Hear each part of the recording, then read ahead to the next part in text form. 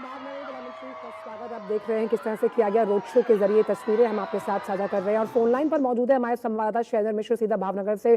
शैलेंद्र, इस road show में हम देख पा रहे हैं कि प्रधानमंत्री की एक झलक पाकर वहां की जनता हर्षोल्लासित और प्रधानमंत्री भी उनके अभिवादन को हाथों हाथ स्वीकार करते हुए। बिल्कुल निश्चित तौर पर इस वक्त आप देख रहे हैं प्रधानमंत्री नरेंद्र मोदी जब भावनगर पहुंचे हैं और यहाँ सड़कों के दोनों तरफ कुछ भावनगर की जो जनता है उनका अभिवादन कर रही है, स्वागत कर रही है और गुजरात की जो संस्कृति की जो झलक है वो यहाँ पर दिखाई देती है। हम जानते हैं कि भावनगर प्रधानमंत्री नरेंद्र मोदी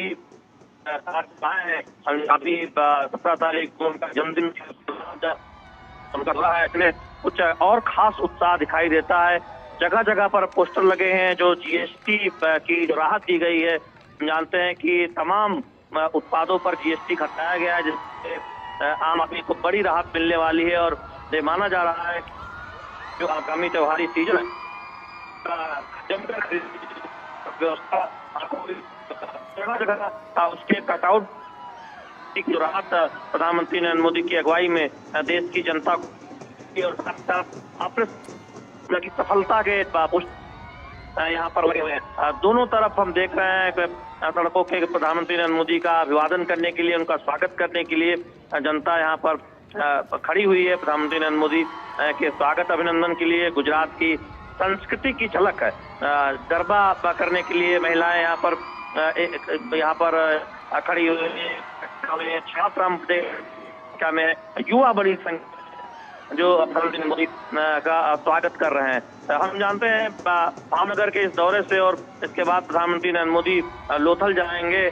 गुजरात को और देश को 24,000 करोड़ से रुपए से ज्यादा की परियोजना का या तो शिलान्यास होगा या फिर उसकी आधारशिला रखेगी।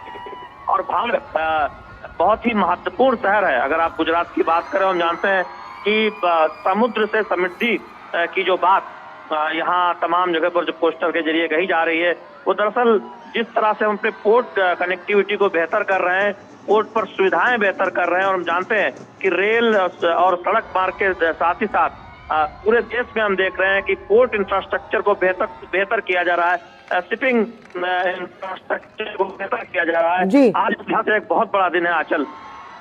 बिल्कुल, और साफ तौर पर अगर हम देखें तो शिपिंग और समुद्री परियोजनाओं से जुड़ा आज का ये दिन कैसे ब्लू इकोनॉमी को धार देता हुआ नजर आएगा, उस लिहाज से भी ये योजनाएं लोकहित राष्ट्रहित से जुड़ी हुई।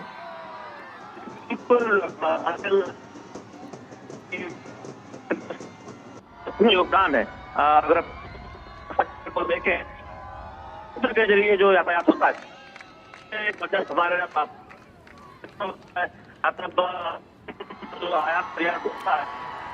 चलिए, तो रोजगार के नए अवसरों का सृजन, बंदरगाह कनेक्टिविटी और दक्षता में वृद्धि के साथ साथ जब हम नौवहन और स्वदेशी निर्माण के विकास की बात करते हैं, कैसे बंदरगाहों की सुरक्षा और संरक्षा को एक सशक्तिकरण प्रदान किया जाएगा और वहीं जीवन स्तर में सुधार के साथ साथ हरित ऊर्जा और सस्टेनेबल डेवलपमेंट के विकास से जुड़ा आज का ये बड़ा दिन जहां प्रधानमंत्री शिपिंग और समुद्री परियोजनाओं से जुड़ी कई योजनाओं का शिलान्यास और उद्घाटन करने वाले हैं। वहीं इस दौरान शहर को कई विकास परियोजनाओं की भी सौगात दी जाएगी। कैसे विरासत भी और विकास भी, ये दृष्टिकोण जो है इस दिशा में बेहद महत्वपूर्ण कदम माना जा रहा है और वहाँ की जनता आप देख सकते हैं हर्षोल्लासित भावपूर्ण तरीके से प्रधानमंत्री का स्वागत करती हुई। प्रधानमंत्री भी हाथ हिलाकर उनके इस अभिवादन को स्वीकारिता दे रहे हैं और यहाँ पर आप देख सकते हैं कि आज का ये जो दिन है वो गुजरात के साथ साथ पूरे देश के लिए बहुत अहम है,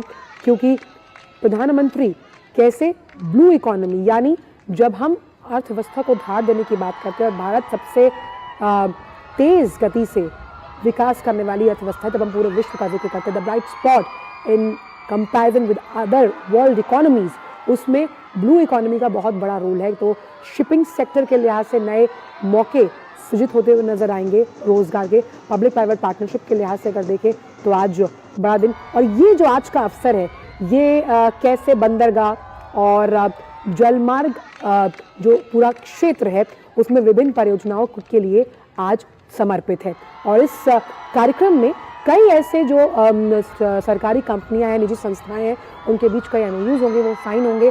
और ये पब्लिक प्राइवेट पार्टनरशिप के लिहाज से कैसे, जब हम बात करते हैं पोर्ट सेक्टर को अलग से कामयाबी के स्तर पर ले जाने के लिए, तो बहुत अहम है आज का दिन।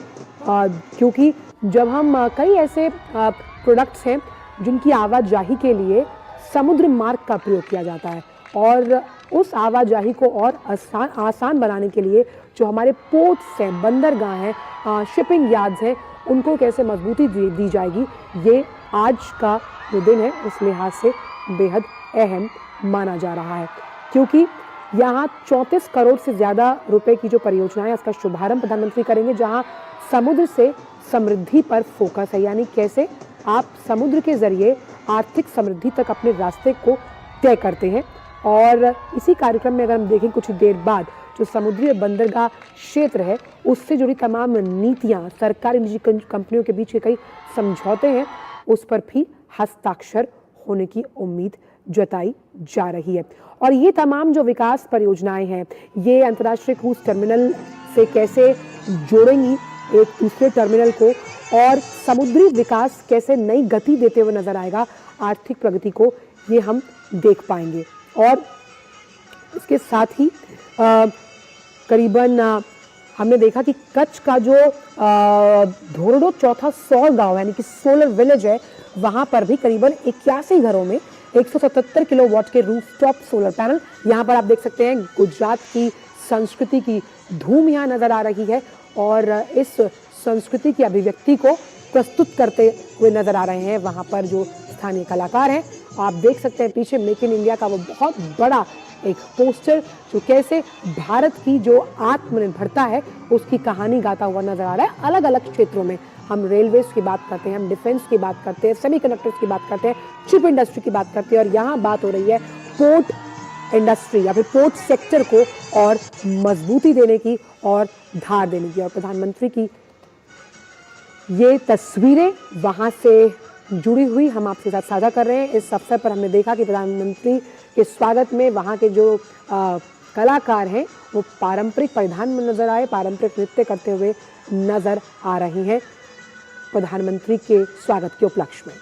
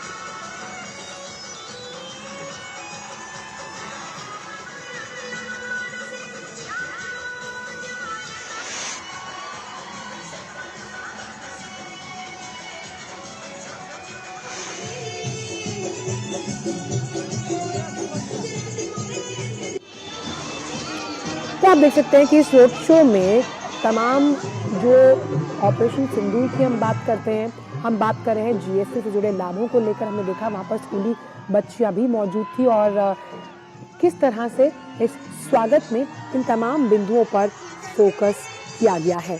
तो आज का दिन विकास परियोजनाओं से जुड़ा हुआ जब हम बात करते हैं गुजरात की, क्योंकि यहाँ शिपिंग और समुद्री क्षेत्र से जुड़ी विभिन्न परियोजनाओं का शिलान्यास और उद्घाटन होना है। और शैलेंद्र इस वक्त जुड़ गए। तो शैलेंद्र, इस रोड शो में हम कहीं ना कहीं जीएसटी से जुड़े हुए लाभ, वहीं ऑपरेशन सिंदूर की झलक, और यहाँ पर छोटी छोटी बच्चियां भी मौजूद हैं हाथों में तिरंगा लिए प्रधानमंत्री का स्वागत करते हुए पारंपरिक अंदाज में नजर आ रहे हैं वहाँ के स्थानीय लोग। बिल्कुल, भावनगर की जनता हम देख रहे हैं कि बड़ी संख्या में युवा और महिलाएं बच्चों को लेकर नरेंद्र मोदी के मोदी जब भी देश के किसी भी राज्य जाते हैं लोगों में खासा प्रधानमंत्री नरेंद्र मोदी को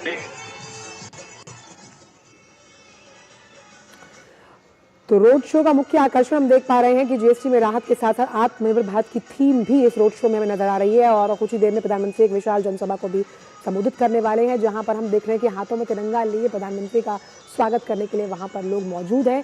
और ये तिरंगा हमारे देश की आन बान और शान। और जब हम एक भारत श्रेष्ठ भारत की उस अनूठी तस्वीर की बात करते हैं तो भावनगर गुजरात में इस तस्वीर के विहंगम दृश्य भी आप देख सकते हैं। पारंपरिक अंदाज में, पारंपरिक वेशभूषा में वहाँ के कलाकार प्रस्तुति देते हुए प्रधानमंत्री मुस्कुराकर हाथ हिलाकर अभिवादन कर रहे हैं। वहाँ की जनता का फूलों की वर्षा उन पर की जा रही है। प्रधानमंत्री के नाम का उद्घोष और जयकारे भी लगते हुए नजर आ रहे हैं। तो आज का दिन बेहद अहम है क्योंकि इस रोड शो में आप देख सकते हैं कि जनता का हुजूम है जो प्रधानमंत्री का स्वागत कर रहा है और प्रधानमंत्री भी उनके इस भाव को आत्मसात करते हुए आत्मीयता से नजर आ रही हैं। तो शिपिंग और समुद्री क्षेत्र जुड़ी विभिन्न परियोजनाओं का शिलान्यास और उद्घाटन है, जहां औद्योगिक गतिविधियों को एक नई दिशा मिलती हुई नजर आएगी जब हम पोर्ट सेक्टर के डेवलपमेंट की बात करते हैं। और इन परियोजनाओं से क्षेत्र में रोजगार के अवसर बढ़ेंगे, जहां हम विरासत और विकास को एक साथ लेकर चलने की बात कर रहे हैं। तो आज का ये दौरा गुजरात की जनता के साथ साथ राष्ट्रहित देशहित से जुड़ा हुआ नजर आ रहा है। तो कहीं ना कहीं प्रधानमंत्री द्वारा घोषित पंचप्रण जो है, जिसमें हम आत्मनिर्भरता और संकल्प से सिद्धि की बात करते हैं।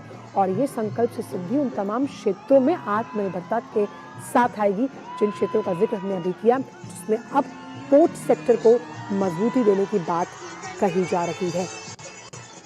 और पोर्ट सेक्टर में व्यापारिक जो तमाम गतिविधियां हैं, व्यापारिक दृष्टिकोण कैसे मजबूत होगा। और ये जो दौरा है गुजरात का, ये समुद्री व्यापार के साथ साथ नवीकरणीय ऊर्जा, स्वास्थ्य और शहरी विकास में गुजरात को और अग्रणी बनाने की दिशा में एक बहुत बड़ा महत्वपूर्ण कदम माना जा रहा है।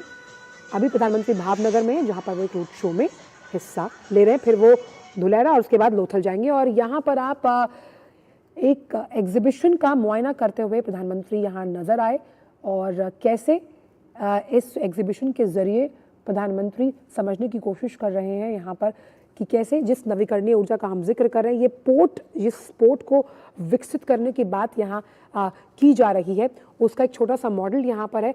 मैरीटाइम सेक्टर का कायाकल्प, ये कितना बड़ा गेम चेंजर साबित होने वाला है आज का दौरा, जब हम भारत की जो नॉन मेजर पोर्ट्स हैं उनको कार्गो से जोड़ने की बात करते हैं।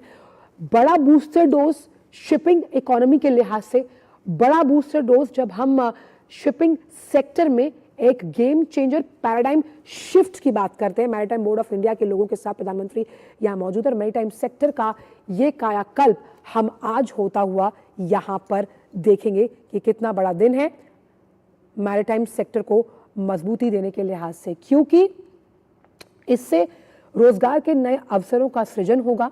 जब हम पोर्ट कनेक्टिविटी और दक्षता में वृद्धि की बात करते हैं, वो भी होना तय है। नौवहन और स्वदेशी जलवायन का निर्माण, उसका विकास, यानी स्वदेशी तरीके से कैसे निर्माण को आगे बढ़ाया जाएगा।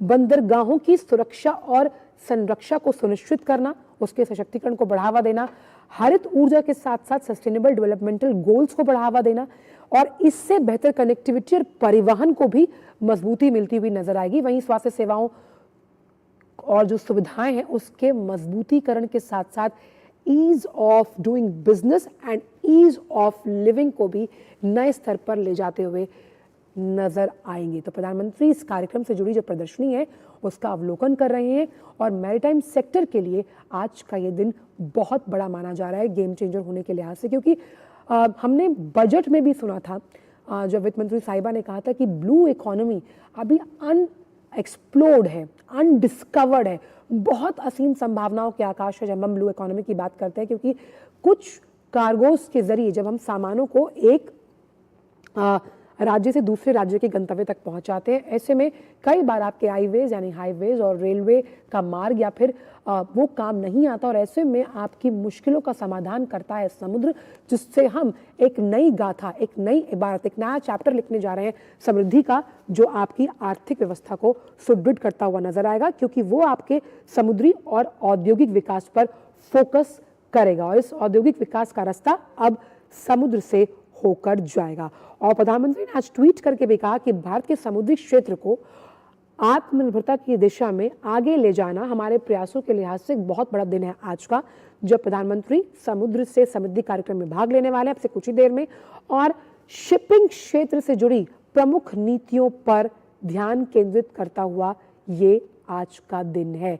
शिपिंग सेक्टर के लिए आज अहम दिन। इसमें कैसे मुंबई के इंदिरा डॉक पर अंतर्राष्ट्रीय क्रूज टर्मिनल, कोलकाता के श्यामा प्रसाद मुखर्जी बंदरगाह पर नया कंटेनर टर्मिनल और उससे जुड़ी तमाम सुविधाओं को उन्नत टेक्नोलॉजी से ओतप्रोत बनाने की बात यहाँ की जा रही है।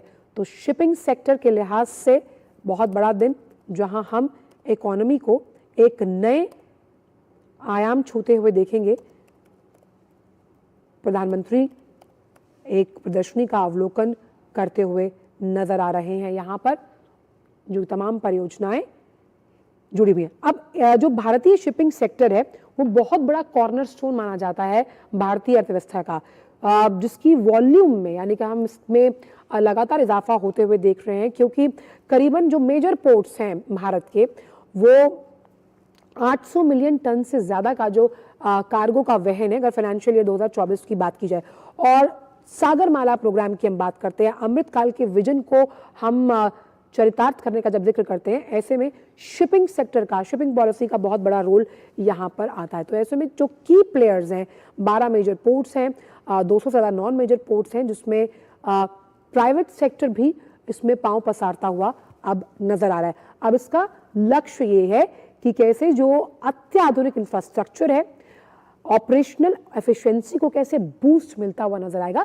लॉजिस्टिक्स के लिहाज से, क्योंकि जब हम पोर्ट सेक्टर की बात करते हैं यहाँ लॉजिस्टिक्स का बहुत अहम रोल है। लॉजिस्टिक वैल्यू जो है वो आपकी इंप्रूव होती हुई नजर आएगी। हमने देखा कि जो लॉजिस्टिक्स का इंडेक्स है उसमें लगातार भारत अपने पायदान से उछाल मारता हुआ नजर आ रहा है। आप समझिए, अगर आपका जो बैक एंड ऑपरेशन है शिपिंग सेक्टर की जब हम बात करते हैं वो इतना स्ट्रांग है, आपके वेयर हाउसेज इतने स्ट्रांग है, आपके कार्गो की दोहन वहन करने की क्षमता में लगातार इजाफा होता है, तो आपके साथ जो अन्य देश हैं समुद्री तौर पर व्यापार करने के लिए उत्सुक और उत्साहित नजर आएंगे, और यही जरूरी है।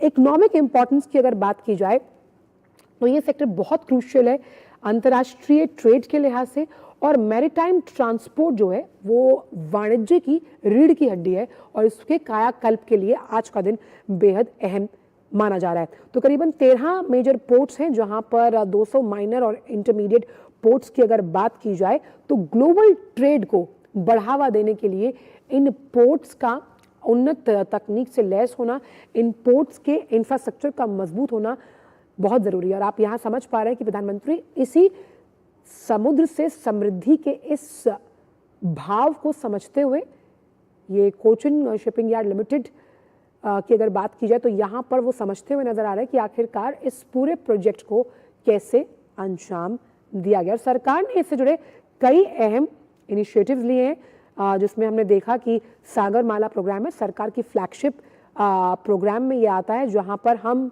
पोर्ट ऑपरेशंस को स्ट्रीमलाइन करने की बात करते हैं, हम कोस्टल शिपिंग को प्रमोट करने की बात करते हैं एक अलग लेवल पर।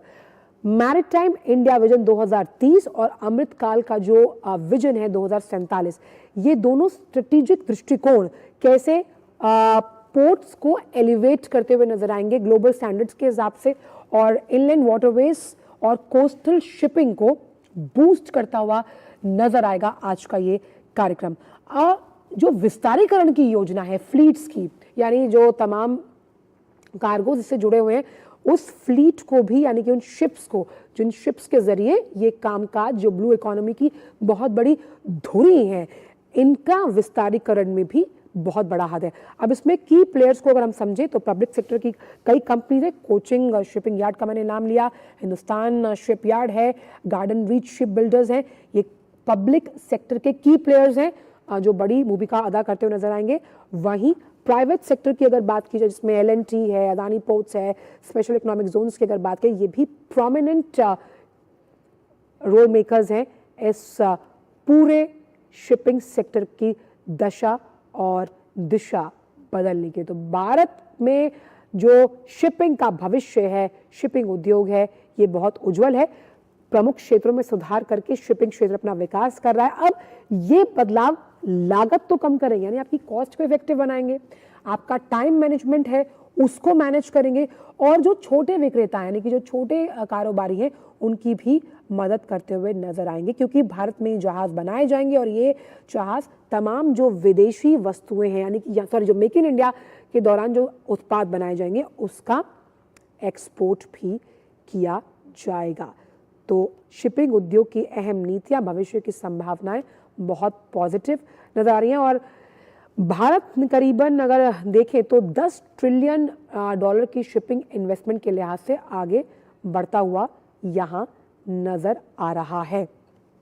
और इसीलिए कई ऐसे जो फिस्कल और लेजिस्लेटिव रिफॉर्म्स हैं वो इस सेक्टर में किए गए, और ये तमाम जो अपॉर्चुनिटीज़ हैं, ये जो तमाम संभावनाएं हैं, ये कहीं ना कहीं 1 ट्रिलियन मैरिटाइम इन्वेस्टमेंट का रोड मैप तैयार करती है, क्योंकि इसमें जॉइंट वेंचर्स के लिए बहुत बड़ा पोटेंशियल शामिल है।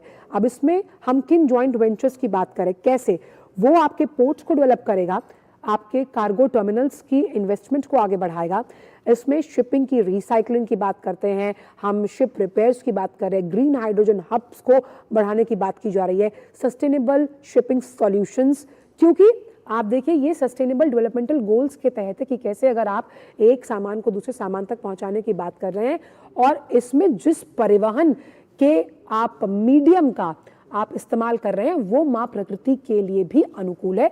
इसीलिए पोर्ट सेक्टर्स को हम कार्बन उत्सर्जन में कमी लाने के लिहाज से भी बहुत इंपॉर्टेंट देखते हैं, और फोकस यही है कि अमृतकाल के इस विजन को आगे ले जाने में खास तौर पर शिपिंग इंडस्ट्री अपना योगदान कैसे देती है, क्योंकि यहाँ पर तमाम जो नीतियाँ इस पूरे सेक्टर को लेकर सरकार का जो फोकस है वो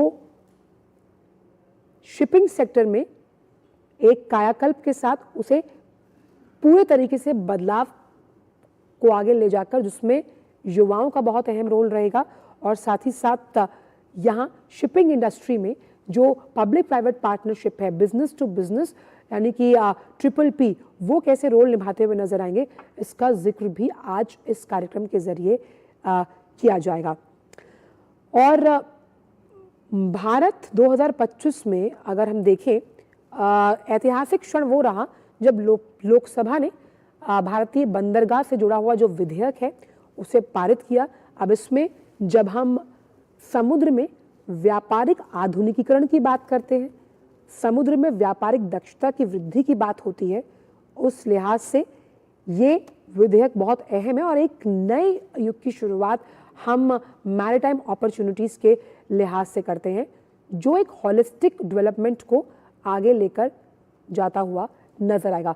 ये होलिस्टिक डेवलपमेंट जो है वो कैसे आपके इकोसिस्टम को मजबूत करती हुई नजर आएगी, जो कि समुद्री सुरक्षा समृद्धि से जुड़ी हुई है। क्योंकि ये विधेयक जब पास किया गया तो कैसे ये बंदरगाहों की समृद्धि के विजन, जो कि सरकार का विजन है, उसे सुनिश्चित करता है और समुद्री क्षेत्र में हमारे भविष्य को और सुदृढ़ और आत्मविश्वास से लबरेज करता हुआ नजर आएगा। क्योंकि आज का ये दिन जिस प्रदर्शनी का अवलोकन प्रधानमंत्री कर रहे हैं, समुद्री भविष्य के लिए एक नए युग के सूत्रपात के तौर पर हम देखेंगे, क्योंकि ये विधेयक भी पारित हुआ है और कैसे इस विधेयक के जरिए जब हम आधुनिकीकरण की बात करते हैं, तमाम पोर्ट्स को उन्नत जो सुविधाएं उनसे लैस करने की बात करते हैं, उस लिहाज से अहम। और व्यापारिक दक्षता को बढ़ाने के साथ साथ ये भारत की समुद्री नीति और स्थिति को मजबूती प्रदान करेगा और सरकार के आत्मनिर्भरता के दृष्टिकोण, विश्व स्तरीय समुद्री क्षेत्र के इस विजन को भी कहीं ना कहीं प्रतिबिंबित करता हुआ नजर आएगा। क्योंकि उद्देश्य यही है कि जो पोर्ट से जुड़ी तमाम जो अलग अलग प्रक्रियाएं हैं उन्हें सरल बनाया जाए और कारोबारी सुगमता समुद्र के लिहाज से इसके संचालन को डिजिटल तौर पर व्यवस्थित किया जाए और इन नीतियों में ट्रांसपेरेंसी हो, अकाउंटेबिलिटी हो। और जब बेहतर निवेश का ढांचा आपको पोर्ट्स यानी बंदरगाहों को सुसज्जित करने के लिए मिलता है, तो कहीं ना कहीं एक प्रतिस्पर्धा का, एक हेल्दी कॉम्पिटिटिवनेस का माहौल भी यहाँ तैयार होता है। तो भारतीय बंदरगाह विधेयक 2025 की अगर मैं बात करूं तो ये कार्गो की आवाजाही में तेजी लाएगा, कनेक्टिविटी को बढ़ाएगा और लॉजिस्टिक्स की लागत को कम करना। ये भी है कि अगर आप किफ़ायती दर पर कार्गोस का इस्तेमाल कर रहे हैं व्यापारिक दक्षता के लिए, औद्योगिक संरक्षण के लिए, औद्योगिक दिशा में आगे बढ़ने के लिहाज से, तो ये उसमें अहम रोल निभाता हुआ नजर आएगा। और इसके अतिरिक्त अगर हम देखें तो ये विधेयक जो है वो स्वच्छ पर्यावरण में योगदान देते हुए भी नजर आएगा, क्योंकि हम उन बंदरगाहों की बात इस प्रदर्शनी में भी देख पा रहे हैं जो पर्यावरण के अनुकूल हैं।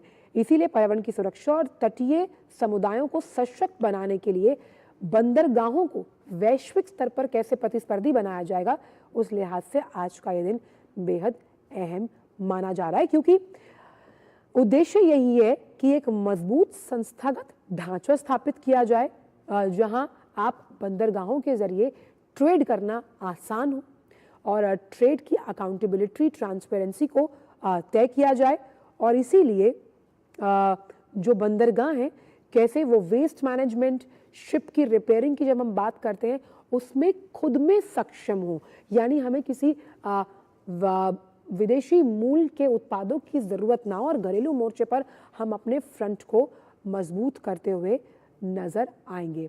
और ब्लू इकोनॉमी में ये बहुत बड़ा योगदान देता हुआ नजर आ रहा है जब हम शिपिंग इंडस्ट्री को और मजबूत करने की बात करते हैं, मैरिटाइम इंडस्ट्री को समृद्धि के साथ जोड़ने का जिक्र करते हैं।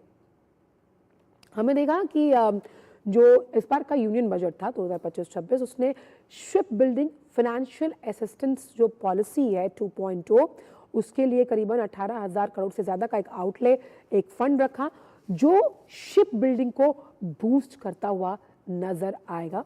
और ये पॉलिसी सपोर्ट है। और एक बहुत बड़ा जो हमने मॉडल शिफ्ट, पैराडाइम शिफ्ट देखा, वो ये था कि सरकार ने जलवाहक कार्गो प्रमोशन स्कीम जो है वो दिसंबर 2024 में इसका विस्तारीकरण किया और यूनियन बजट में भी इसका जिक्र किया गया। अब भारत का प्लान या फिर अगर हम देखें ब्लूप्रिंट या रूपरेखा ये है कि शिपिंग कंपनीज की जो फ्लीट्स हैं उनमें 1000 से ज़्यादा शिप्स का विस्तारीकरण अगले एक दशक में किया जाए। और इसमें कोशिश ये है कि जो खर्च है, एमिंग टू रिड्यूस जो फ्रेट का कॉस्ट है, यानी कि फ्रेट के कॉस्ट को कम करने के लिहाज से फ्लीट्स का विस्तारीकरण जो है वो किया जाएगा। और इसीलिए सागरमाला को लॉन्च किया गया 2.0, जिसमें 40,000 करोड़ रुपए से ज़्यादा का खर्च है, जिसमें शिप बिल्डिंग को रिपेयर करना, रिसाइकिल करना और इससे ज़्यादा से ज़्यादा निवेश आने वाले दशक में कैसे हम हासिल कर पाएंगे। और पोर्ट लेड इंडस्ट्रियलाइजेशन को हम कैसे धार देंगे, इसका भी जिक्र किया गया है पोर्ट पॉलिसीज के जरिए, जहां पर फ्यूचर में करीबन 68 बिलियन डॉलर से ज़्यादा की जो निवेश व्यवस्था है उस पर ध्यान सरकार का है। पोर्ट सेक्टर भारत में हाई ग्रोथ के इस डिमांड के साथ और एक्सटर्नल ट्रेड में जब हम मजबूती की बात करते हैं आगे बढ़ रही है। और जो भारत के मेजर पोर्ट्स हैं वो कई ऐसे सिग्निफिकेंट माइलस्टोन हैं जो अचीव कर चुके हैं, जिसमें हम कार्गो हैंडलिंग की बात कर रहे हैं, ऑपरेशनल एफिशिएंसीज को मजबूत करने की बात की जा रही है। और 4% से ज़्यादा कार्गो हैंडलिंग में जब हम ग्रोथ की बात कर रहे हैं उसमें आगे बढ़ते हुए नज़र आ रही है हमारी शिपिंग इंडस्ट्री। और शिपिंग इंडस्ट्री कैसे आने वाले समय में अपने उन्नत इंफ्रास्ट्रक्चर से लॉजिस्टिक्स की कॉस्ट को कम करके नए आयाम अपॉर्चुनिटीज़ के खोलती हुई नज़र आएगी, ये हम देखेंगे इंडिया मैरिटाइम 2025 का ये विजन, जिसमें गेम चेंजर साबित होने वाला है आज का ये कार्यक्रम।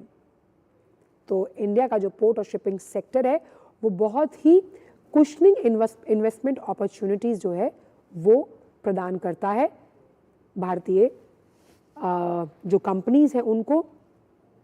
और पोर्ट सेक्टर में एक हाई डिमांड की ग्रोथ, जहां 12 मेजर पोर्ट्स हैं, 200 इंट्रोड्यूस पोर्ट्स हैं यानी कि माइनर पोर्ट्स हैं, और जो नेशनल पर्सपेक्टिव प्लान है सागरमाला का वो कैसे इंडियन पोर्ट और शिपिंग इंडस्ट्री को सस्टेनिंग ग्रोथ के साथ आगे बढ़ते हुए देखेगा। हमने ये भी देखा कि फाइनेंशियल ईयर 2024 की अगर बात की जाए तो जो की पोर्ट्स हैं भारत के, उन्होंने कम से कम 817 मिलियन टन का कार्गो ट्रैफिक, यानी कि अगर हम देखें तो 5.5% का इंक्रीज हमने देखा पिछले फाइनेंशियल ईयर 2023 से। और मर्चेंडाइज एक्सपोर्ट्स में भी बढ़ावा हुआ। और अमृतकाल के इस विजन को आगे ले जाने में ministry of ports, shipping, waterways जो है वो अपने पोर्ट्स को लगातार ग्लोबल स्टैंडर्ड्स के लिहाज से एलिवेट करती हुई नजर आ रही है, जिसमें advance system, inland water transport, coastal shipping को बढ़ावा देने के साथ साथ जो सस्टेनेबल प्रैक्टिसेस है मैरीटाइम सेक्टर की, उसके साथ जुड़ी हुई हैं। तो भारत की सीधे तौर पर प्लानिंग ये कि लगातार विस्तारीकरण किया जाए इस पूरे सेक्टर का। और हमने देखा कि 2023 में ग्लोबल मैरीटाइम इंडिया समिट का भी आयोजन किया गया था। और इस आयोजन में दुनिया भर की जो अलग अलग कंपनीज हैं, शिक्षाविद हैं, वो यहाँ पर जुड़ते हुए नजर आए थे। तो शिपिंग सेक्टर के लिए कितना बड़ा रोल प्ले करता हुआ नजर आएंगे जब हम पोर्ट्स की कनेक्टिविटी को सुदृढ़ करने की बात करते हैं यहाँ पर, उस लिहाज से आज का बड़ा दिन।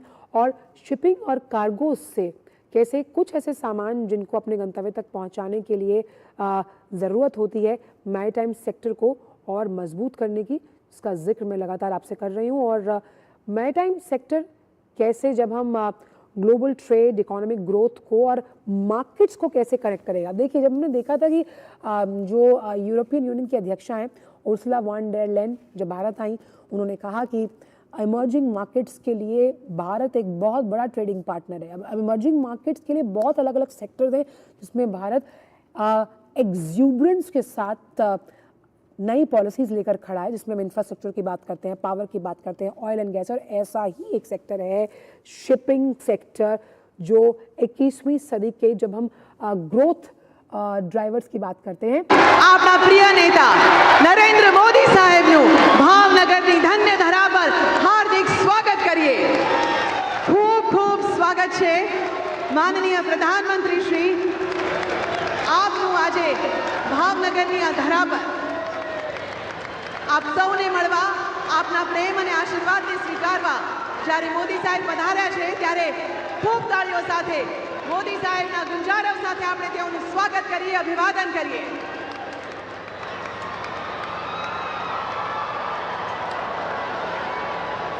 સાથે ખૂબ ખૂબ સ્વાગત છે ગુજરાતના લોકપ્રિય નેતા માનનીય મુખ્યમંત્રી શ્રી ભૂપેન્દ્રભાઈ પટેલ, માનનીય મંત્રી શ્રી CR પાટીલ સાહેબ, કેન્દ્ર સરકારના પોર્ટ્સ, શિપિંગ અને વોટરવેઝના માનનીય મંત્રી શ્રી સર્બાનંદ સોનોવાલ, માન્ય મંત્રી શ્રી ડોક્ટર મનસુખભાઈ માંડવિયા, યુવા બાબતો અને રમતગમત, पोर्ट्स, शिपिंग एंड वॉटरवेज मंत्रालयના माननीय राज्यमंत्री Shri Shantanu Thakur, consumer affairs, food અને पब्लिक डिस्ट्रीब्यूशन मंत्रालयના माननीय राज्यमंत्री तथा भावनगरना गौरव श्रीमती नीमूबेन बांभणिया, गुजरात मंत्रीमंडळના सर्वे सभ्यश्रीओ, साथे माननीय धारासभ्यश्रीओ અને મંચસ્થ મહાનુભાવ સર્વેનું આવો તાળીઓના નાદ સાથે ફરી એકવાર સ્વાગત કરીએ। ધન્યવાદ। હવે છે ભાવનગરની ધન્ય ધરા પર પધારેલા આપણા માનનીય પ્રધાનમંત્રી શ્રીના સ્વાગતની વેળા। સર્વપ્રથમ માનનીય મુખ્યમંત્રી શ્રી ભૂપેન્દ્રભાઈ પટેલ, માનનીય કેન્દ્રીય મંત્રી શ્રી CR પાટીલ, માન્ય કેન્દ્રીય મંત્રી શ્રી સર્વાનંદ સોનોવાલ, માન્ય કેન્દ્રીય મંત્રી શ્રી મનસુખભાઈ માંડવિયા, માનનીય કેન્દ્રીય રાજ્યમંત્રી શ્રી શાંતनु ઠાકોર, સાથે માન્ય કેન્દ્રીય રાજ્યમંત્રી શ્રીમતી નીમુબેન બાંભણિયા વહાણના મેમેન્ટો પ્રભુ શ્રી રામની સુંદર મૂર્તિ અને ચુંદડીથી સ્વાગત કરી રહ્યા છે।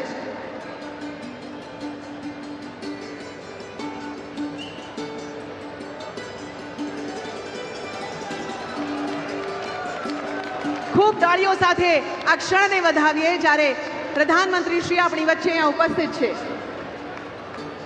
ધન્યવાદ। હવે માનનીય મોદી સાહેબનું સ્વાગત કરવા વિનંતી કરીએ છીએ માનનીય મંત્રીમંડળના સભ્યશ્રીઓ અને માનનીય ધારાસભ્યશ્રીઓ સુંદર માતાજીના ચાંદીના ગરબા સાથે ચુંદડી સાથે તેઓનું સ્વાગત થઈ રહ્યું છે।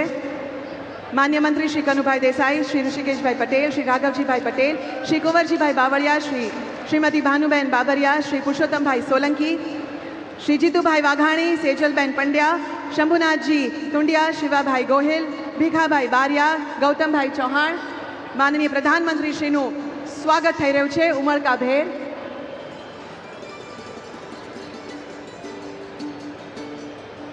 ધન્યવાદ. હવે માનનીય પ્રધાનમંત્રીશ્રીનું સ્વાગત કરવા આમંત્રણ કરીએ છીએ શ્રી કુનાલભાઈ શાહ, ભાવનગર શહેર ભાજપ પ્રમુખ, શ્રી દિગ્વિજયસિંહ ગોહિલ, જિલ્લા ભાજપ પ્રમુખ, શ્રી મહેન્દ્રસિંહ સરવૈયા, શ્રી રાઘવભાઈ હુંબલ, શ્રી ચંદ્રશેખરભાઈ દવે, શ્રી ધવલભાઈ દવે અને શ્રી બ્રિજરાજસિંહ ઝાલા.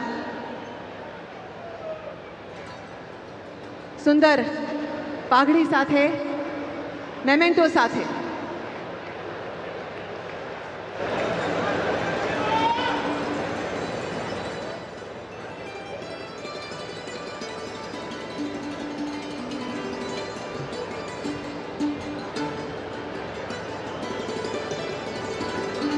સૌનો પ્રેમ ઝીલતા આદરણીય વડાપ્રધાન શ્રી,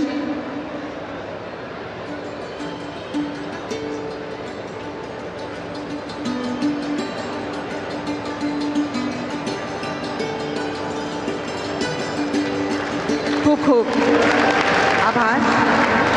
હવે માનનીય પ્રધાનમંત્રીશ્રીનું સ્વાગત કરશે ભાવનગરના માનનીય મેયર શ્રી ભરતભાઈ બારડ, જિલ્લા પંચાયત પ્રમુખ Shrimati Raiyaben Miyani, deputy mayor Shrimati Monaben Parekh, standing committee chairman Shri Rajesh bhai Rabadiya, ruling party leader Shri Kishor bhai Gurumukhani, दंडक श्रीमती उषाबेन बधेगा, वाइस प्रेसिडेंट श्री विक्रम भाई डाभी, अध्यक्ष श्री रुखड़ भाई चौहान.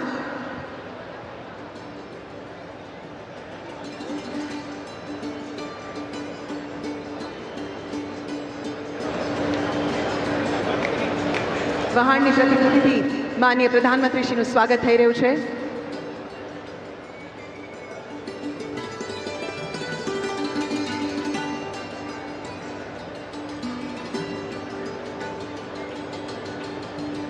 ધન્યવાદ. હવે માનનીય પ્રધાનમંત્રીશ્રીનું સ્વાગત કરશે શિપ રિસાયકલિંગ ઇન્ડસ્ટ્રીઝ એસોસિએશનના પદાધિકારી શ્રી, પ્રમુખ શ્રી વિષ્ણુકુમાર ગુપ્તા, વાઇસ પ્રેસિડેન્ટ શ્રી સંજય મહેતા, રમેશ મેનપરા, ખજાનચી શ્રી કપૂરભાઈ બંસલ, સચિવ શ્રી હરેશકુમાર પરમાર અને શ્રી અનિલ જૈન.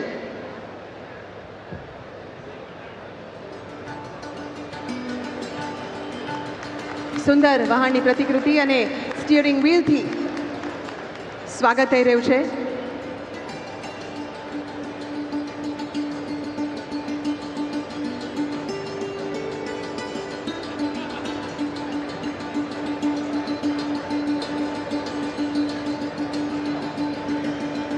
ધન્યવાદ. સર્વનો ધન્યવાદ કરીએ છીએ. अब इस ऐतिहासिक अवसर के औपचारिक स्वागत हेतु मैं सादर आमंत्रित करती हूं माननीय केंद्रीय पत्तन, पोत परिवहन एवं जलमार्ग मंत्री भारत सरकार श्री सर्बानंद सोनोवाल जी को कि वे शाब्दिक स्वागत करें और इस समुद्र से समृद्धि का जो महायज्ञ है उसे आरंभ करें.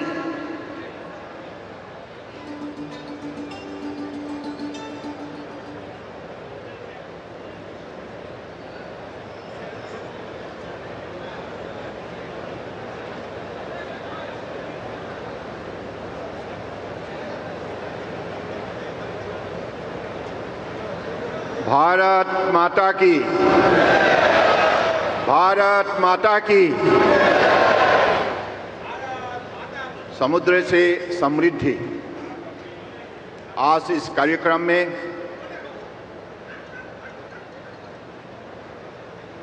भाग लेकर हमें हौसला, हिम्मत, साहस और प्रेरणा देने वाले देश की सभी वर्गों के अति प्रिय नेता, दुनिया के सबसे लोकप्रिय नेता प्रधानमंत्री नरेंद्र मोदी जी, गुजरात के मुख्यमंत्री भूपेंद्र पटेल जी, केंद्रीय मंत्री डॉक्टर मनसुख भाई मंडविया जी, माननीय CR पटेल जी, भारत सरकार के राज्य मंत्री शांतनु ठाकुर जी, श्रीमती नीमूबेन जी, गुजरात सरकार की माननीय मंत्रीगण, गुजरात के संसदगण, विधायकगण, माननीय भावनगर की मेयर और यहाँ उपस्थित हमारे परम आदरणीय आमंत्रित अतिथिगण और मेरे प्यारे भाइयों और बहनों, सबसे पहले मैं गुजरात की पावन भूमि को सत सत सादर नमन करता हूं।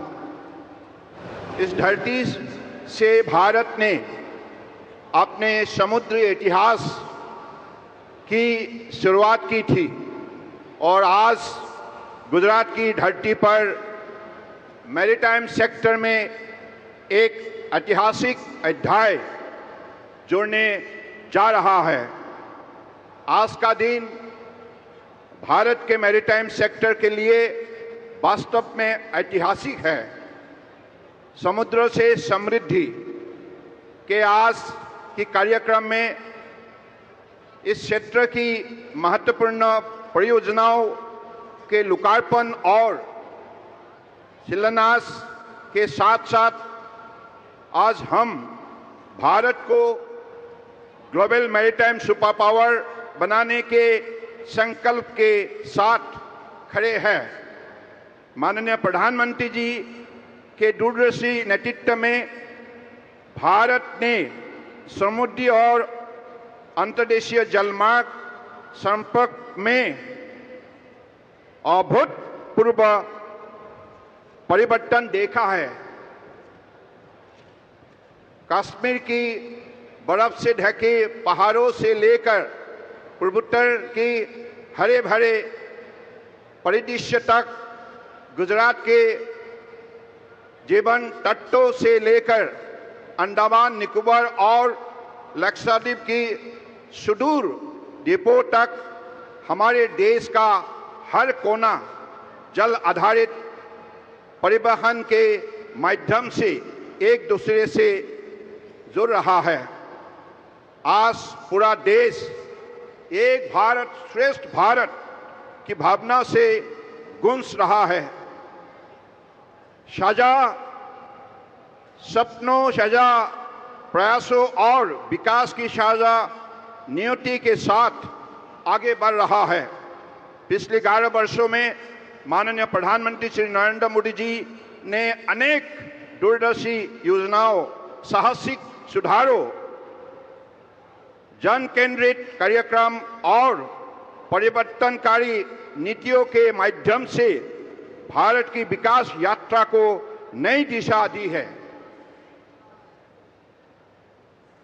स्वच्छ भारत से लेकर डिजिटल इंडिया तक, प्रधानमंत्री गति शक्ति से लेकर जल जीवन मिशन तक, मेक इन इंडिया से लेकर स्टार्टअप इंडिया तक, हर कदम सकारात्मक बदलाव और समावेशी विकास लेकर आया है।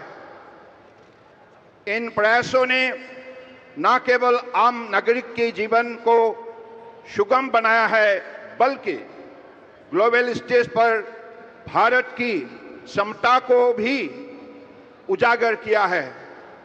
आज आपके गतिशील नेतृत्व ने भारत दुनिया की चौथे सबसे बड़े अर्थव्यवस्था बन गया है।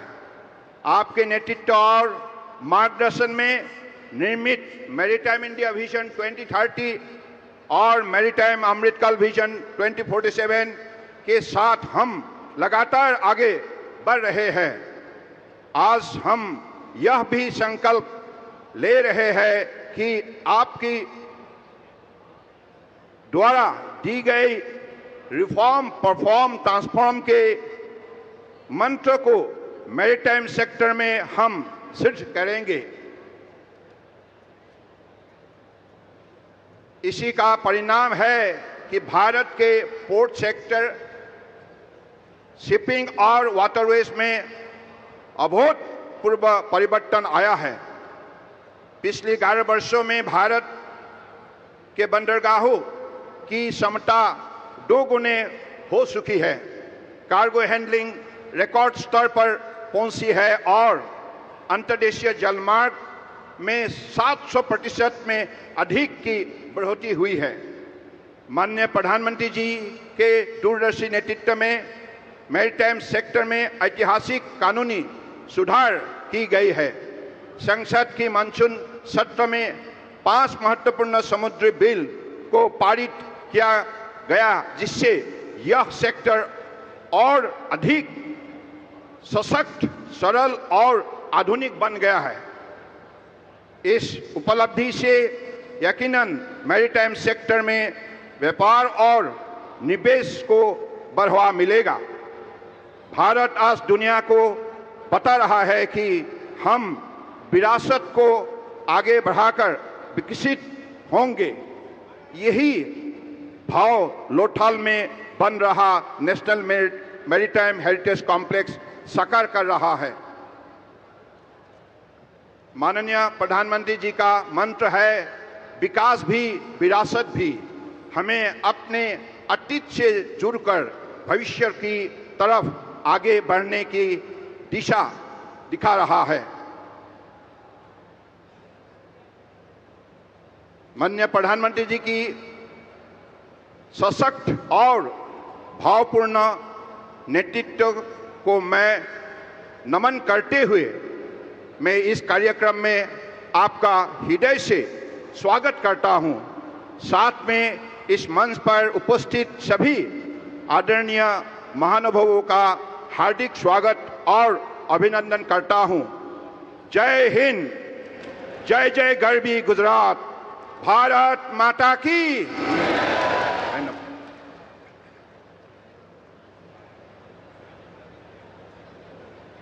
धन्यवाद माननीय मंत्री जी, आपके प्रेरणादायी शब्दों के लिए। भारत ने समुद्री क्षेत्र में जिस गति और विश्वास के साथ प्रगति की है वह सचमुच प्रशंसनीय है। હવે આ વિશિષ્ટ અવસરને પોતાના વિચારો અને સંબોધનથી પ્રેરણામય બનાવવા માટે હું સન્માનપૂર્વક આમંત્રિત કરું છું ગુજરાતની વિકાસ યાત્રાના સુકાની માનનીય મુખ્યમંત્રી શ્રી ભૂપેન્દ્રભાઈ પટેલ સાહેબને।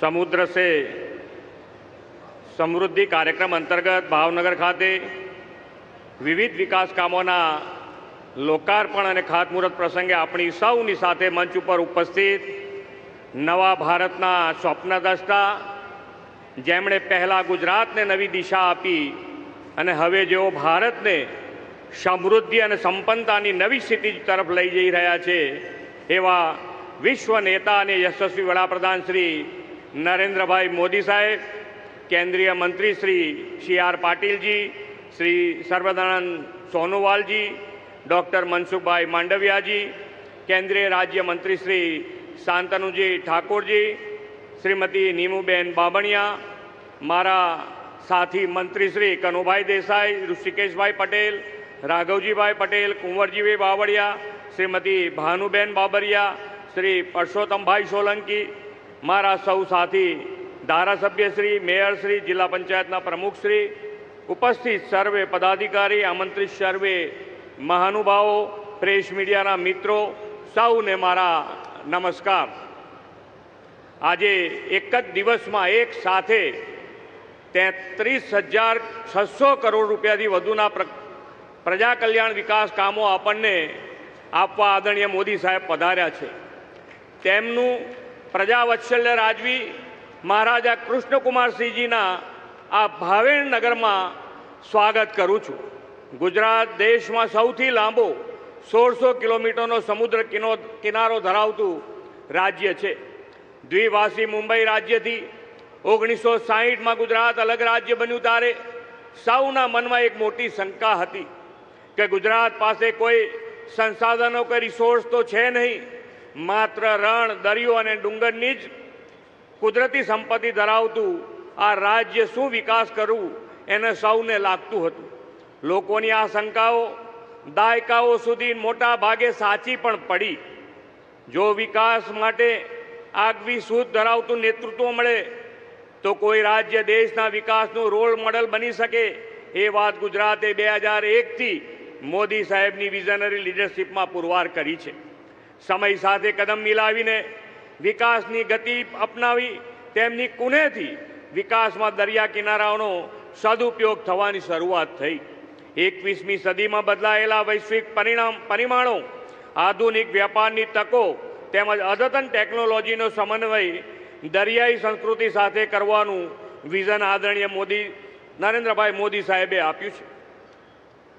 તેમનું વિઝન એવું સ્પષ્ટ હતું કે ગુજરાત સ્ટ્રેટેજિકલી લોકેશનનો મહત્વ લાભ લઈને બંદરોની નજીકમાં જ વિવિધ ઉદ્યોગો સ્થાપવા, નવા ઉદ્યોગોને ઉત્પાદન અને માર્કેટ સંબંધિત આયાત નિકાસની વિવિધ જરૂરિયાતો માટે કેપ્ટિવ સુવિધાઓ આપવી તેમજ મહત્તમ ખાનગી રોકાણની મદદથી રાજ્યના ઔદ્યોગિક અને બંદરીય માળખાનો વિકાસ કરવો.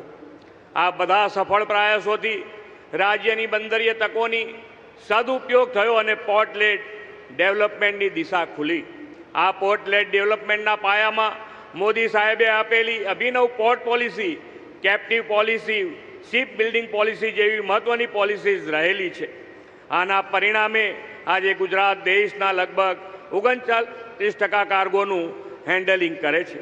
દેશમાં સૌથી લાંબા દરિયા કિનારા ધરાવતા આપણા ગુજરાતમાં દરિયાઈ સુરક્ષા સુદૃઢ કરવાની સાથે શિપ બિલ્ડિંગ, શિપ રિસાયકલિંગનો વડાપ્રધાનશ્રીનો વિચાર પણ તેમના દિશા દર્શનમાં સાકાર થયો છે. ગુજરાતમાં બંદર આધારિત ઉદ્યોગ અને ઉદ્યોગ આધારિત બંદર બે કોન્સેપ્ટનો સંગમ વડાપ્રધાનશ્રીની દિગ્દર્શિથી થયો છે. સૌ પ્રથમ LNG ટર્મિનલ તથા કન્ટેનર ટર્મિનલ કાર્યરત થયા છે. PM ગતિશક્તિથી બંદરોને પૂરક રોડ, રેલ, લોજિસ્ટિક કનેક્ટિવિટી મળી છે. શ્રી મોદી સાહેબે મત્સ્યપાલકોના હિતમાં પણ અનેક પગલાં ભર્યા છે. વડાપ્રધાન શ્રી હંમેશા પર્યાવરણના રક્ષણ સાથે સંતુલિત વિકાસની નેમ સાથે ચાલે છે. તેમણે પરંપરાગત સ્ત્રોતથી ઉર્જા, સોલાર, વિન્ડ, હાઇબ્રિડ એનર્જીના ઉપયોગને પ્રાધાન્ય આપ્યું છે. ચારણકા સોલાર પાર્કથી તેમના દિશા દર્શનમાં થયેલી સૌર ઉર્જા ક્રાંતિ આજે કચ્છમાં 30 ગીગાવોટના સૌથી મોટા હાઇબ્રિડ રિન્યુએબલ એનર્જી પાર્ક સુધી વિસ્તરી છે. દેશની કુલ રિન્યુએબલ એનર્જીના 60%થી વધુ એટલે કે 39.27 ગીગાવોટ એનર્જી એકલું ગુજરાત આપે છે. પવન ઉર્જા અને રૂફટોપ સોલરમાં દેશમાં ગુજરાત પહેલા નંબરે છે. ખેડૂતોને ઉર્જા સુરક્ષા સાથે ગ્રીન એનર્જી PM કુસુમ યોજના 2 લાખ કૃષિ વીજ ગ્રાહકોને આવરી લેવાયા છે. PM સૂર્ય ઘર મફત બિજલી યોજના તો લાખો પરિવાર માટે આર્થિક બચતનું માધ્યમ બની છે. વડાપ્રધાનશ્રીની પ્રેરણા અને માર્ગદર્શનમાં રણોત્સવને કારણે વિશ્વભરમાં ખ્યાતિ મેળવેલા ધોરડો ગામમાં આજે તેમના જ હસ્તે 100% રહેણાંક હેતુના વીજ જોડાણનું સોલરાઇઝેશન થવાનું છે. સફેદ રણની વિશ્વ ખ્યાતિ સાથે હવે ધોરડો 100% PM સૂર્યઘર ધરાવતા ગામનું પણ ગૌરવ મેળવશે.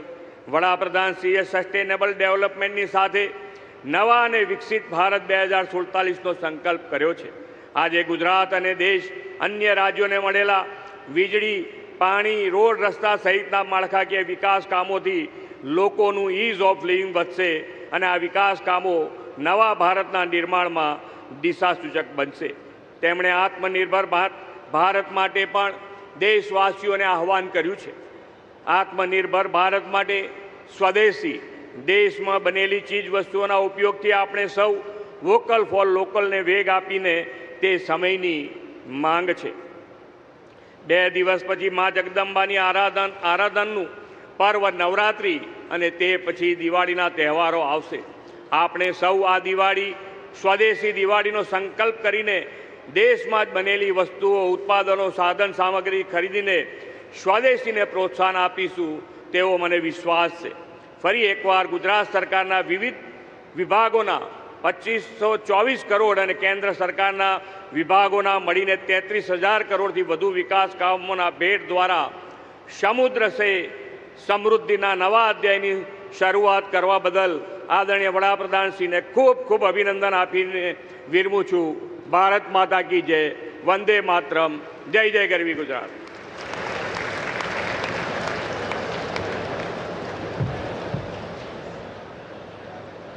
ખૂબ તાળીઓ સાથે આભાર વ્યક્ત કરીએ માનનીય મુખ્યમંત્રી શ્રીના માર્ગદર્શક શબ્દો માટે અને ગુજરાતની પ્રગતિ અને સમૃદ્ધિ આપવા બદલ પણ આપણે તેમનો આભાર व्यक्त કરીએ. जहां भावनगर की धरती पर सागर की लहरें हजारों वर्षों से हमारी सभ्यता और समृद्धि की गवाही देती आई है, वहीं से आज एक नई यात्रा का आरंभ हो रहा है. यह शहर जिसने जहाज रानी और व्यापार के इतिहास को स्वर्ण अक्षरों में लिखा है। आज फिर से भारत के समुद्री भविष्य का ध्वजवाहक बनने जा रहा है। 7,000 करोड़ से अधिक की केंद्र सरकार की महत्वपूर्ण परियोजनाएं और क्रांतिकारी समुद्री व शिप बिल्डिंग समझौते, साथ ही भारत एवं गुजरात की विकास यात्रा से जुड़े 26,000 करोड़ से अधिक की विकास लक्ष्य योजनाएं, ये केवल आंकड़े नहीं बल्कि समुद्र से समृद्धि की उस परंपरा का आधुनिक रूप है जिसने भावनगर को हमेशा भारत के मानचित्र पर विशेष पहचान दी है। आज जब माननीय प्रधानमंत्री जी भारत को ये विकास की भेंट देंगे, तब केवल योजनाओं का लोकार्पण नहीं होगा बल्कि भावनगर की मिट्टी और सागर की लहरों से एक नई गूंज उठेगी। विकास, विश्वास और भारत के उज्जवल भविष्य की गूंज। अब मैं हृदय से निवेदन करती हूं भारत के गौरव माननीय प्रधानमंत्री श्री नरेंद्र मोदी जी से कि कृपया रिमोट बटन दबाकर इन ऐतिहासिक परियोजनाओं का ई लोकार्पण एवं समर्पण करें।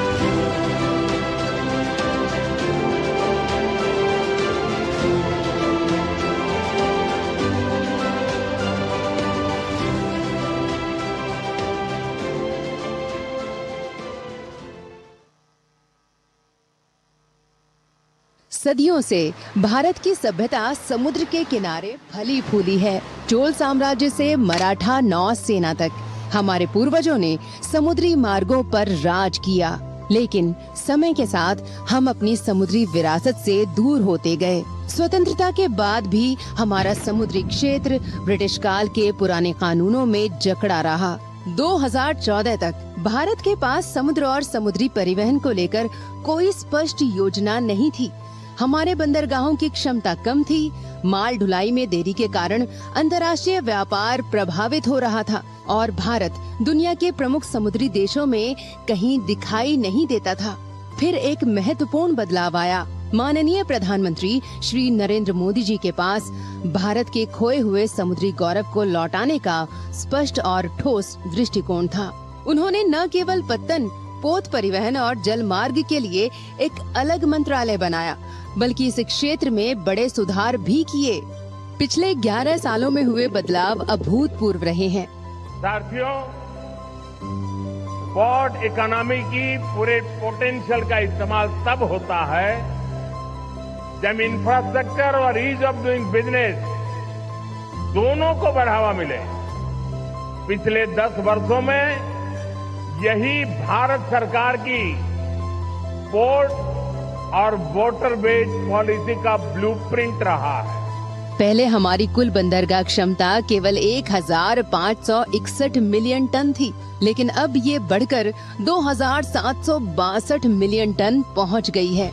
आज भारत के 9 बंदरगाह दुनिया के शीर्ष 100 बंदरगाहों में शामिल हैं। हमारे बंदरगाहों का कंटेनर टर्न अराउंड टाइम 2013-14 में 48 घंटे था, जो 2023-24 में घटकर केवल 24 घंटे हो गया है। अंतर्राष्ट्रीय शिपमेंट में भारत 2019 में 44वें स्थान पर था, जो अब 2023 में 22वें स्थान तक पहुंच गया है।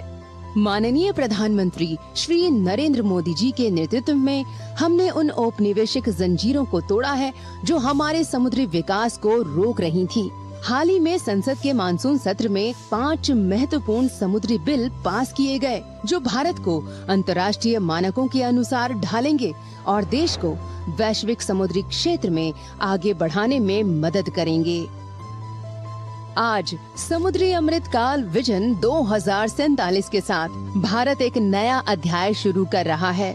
स्वतंत्रता के 100 साल पूरे होने तक हमारा लक्ष्य है भारत दुनिया के शीर्ष 5 जहाज निर्माण देशों में शामिल हो, अपनी बंदरगाह क्षमता 4 गुना बढ़ाए और एक मजबूत समुद्री शक्ति बने।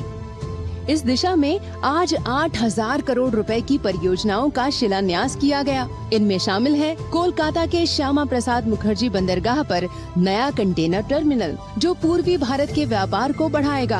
पारादीप बंदरगाह पर आधुनिक कंटेनर बर्थ, जो खनिज निर्यात बढ़ाएगा।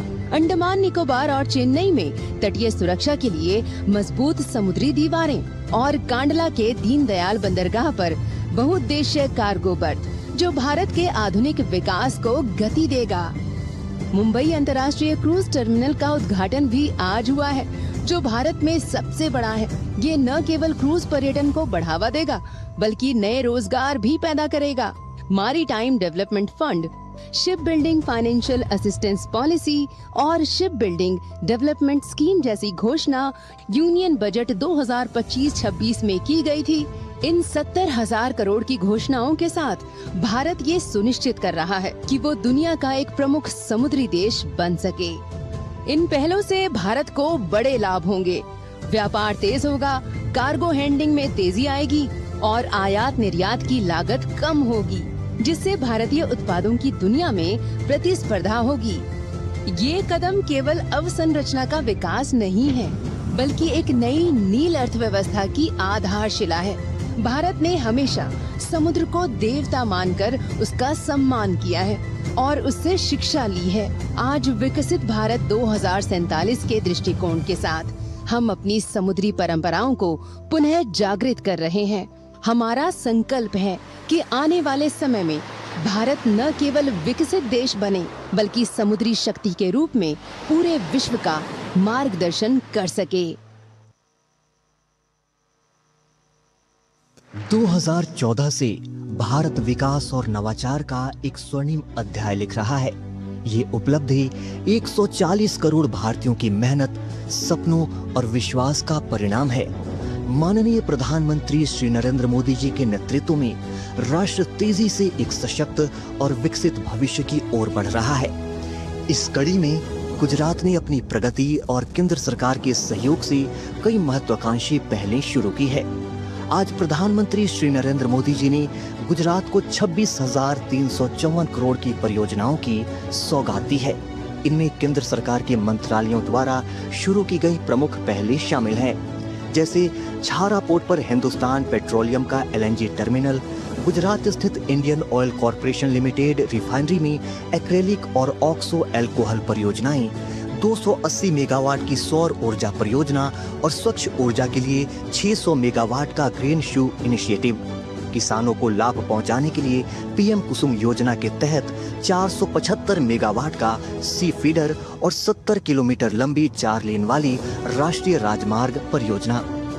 साथ ही गुजरात सरकार की प्रमुख परियोजनाओं में शामिल हैं धोराडो गांव का 100% सौर ऊर्जा से रोशन होना, सरटी अस्पताल में नया शैक्षणिक ब्लॉक, शिक्षण अस्पताल और MCH ब्लॉक का निर्माण, बादेली में 45 मेगावाट की सरकारी बंजर भूमि पर सौर PV परियोजना और जामनगर के GGG अस्पताल में नया OPD, MCH तथा सुपर स्पेशलिटी अस्पताल।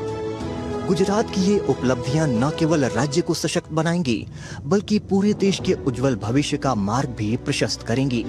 आज जब भारत वैश्विक मंच पर अपनी पहचान बना रहा है, तब ये निवेश और विकास की पहलें एक मजबूत आधार का स्वरूप हैं। इन अहम पहलों के साथ देश विकास और समृद्धि की दिशा में और तेज कदम बढ़ाएगा, जिससे विकसित भारत का संकल्प सिद्ध होगा।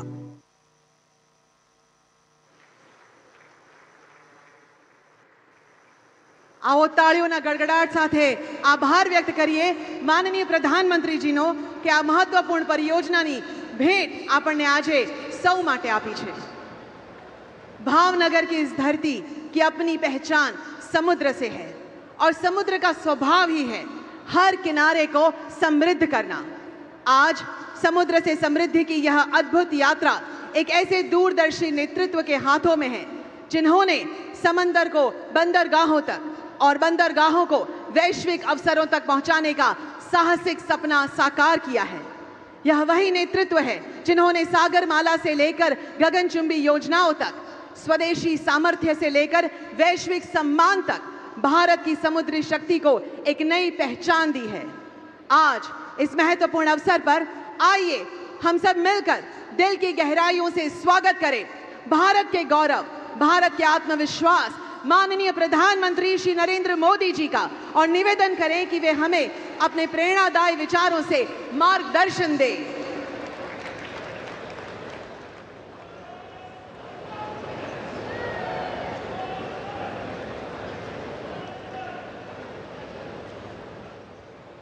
गुजरात के लोकप्रिय मुख्यमंत्री श्री भूपेंद्र भाई पटेल, केंद्रीय मंत्रिपरिषद के मेरे साथी सर्बानंद सोनोवाल जी, CR पाटिल, मनसुख भाई मांडविया, शांतनु ठाकुर, नीमूबेन बामड़िया, इस कार्यक्रम में देश के 40 से ज़्यादा स्थानों से जुड़े, सभी मेजर पोर्ट से जुड़े अलग अलग राज्यों के मंत्रीगण, वरिष्ठ अधिकारीगण, अन्य महानुभाव और मेरे प्यारे भाई और बहनों, आप सभी का अभिनंदन।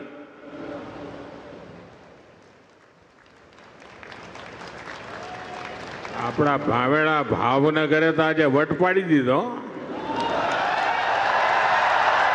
હા, હવે કરંટ આવ્યો।